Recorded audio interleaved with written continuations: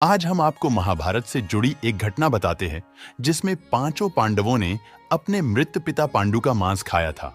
उन्होंने ऐसा क्यों किया, यह जानने के लिए पहले हमें पांडवों के जन्म के बारे में जानना पड़ेगा। पांडु के 5 पुत्र युधिष्ठिर, भीम, अर्जुन, नकुल और सहदेव थे। इनमें से युधिष्ठिर, भीम और अर्जुन की माता कुंती तथा नकुल और सहदेव की माता माद्री थी। पांडु इन 5 पुत्रों के पिता तो थे, पर इनका जन्म पांडु के वीर्य तथा संभोग से नहीं हुआ था, क्योंकि पांडु को श्राप था कि जैसे ही वो संभोग करेगा उसकी मृत्यु हो जाएगी। इसलिए पांडु के आग्रह पर यह पुत्र कुंती और माद्री ने भगवान का आह्वान करके प्राप्त किए थे।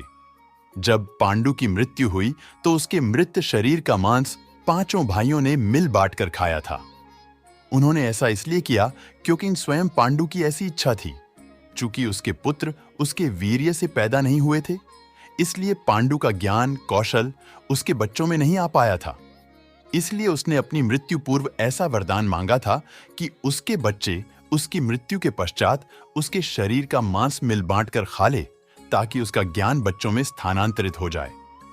पांडवों द्वारा पिता का मांस खाने के संबंध में 2 मान्यता प्रचलित है। प्रथम मान्यता के अनुसार मांस तो 5 भाइयों ने खाया था, पर सबसे ज्यादा हिस्सा सहदेव ने खाया था। जबकि एक अन्य मान्यता के अनुसार सिर्फ सहदेव ने पिता की इच्छा का पालन करते हुए उनके मस्तिष्क के 3 हिस्से खाए। पहले टुकड़े को खाते ही सहदेव को इतिहास का ज्ञान हुआ, दूसरे टुकड़े को खाने पे वर्तमान का और तीसरे टुकड़े को खाते ही भविष्य का। यही कारण था कि सहदेव 5 भाइयों में सबसे अधिक ज्ञानी था और इससे उसे भविष्य में होने वाली घटनाओं को देखने की शक्ति मिल गई थी। शास्त्रों के अनुसार श्री कृष्ण के अलावा वो एकमात्र शख्स सहदेव ही था जिसे भविष्य में होने वाले महाभारत के युद्ध के बारे में संपूर्ण बातें पता थीं।